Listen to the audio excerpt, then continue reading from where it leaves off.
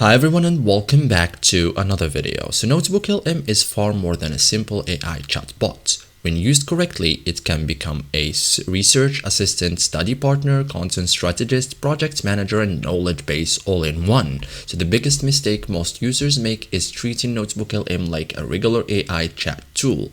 The users who get the most value from it build notebooks, organize sources, customize personas, and use its advanced features together.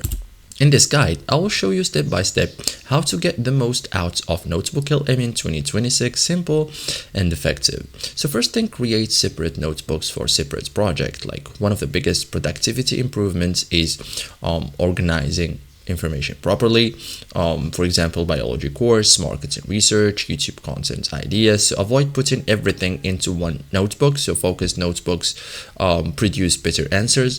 Build strong source libraries, like add high quality materials such as PDFs, research papers, websites, YouTube videos, notebook reports. NotebookLM becomes more valuable as your source collection grows. So better sources create better outputs.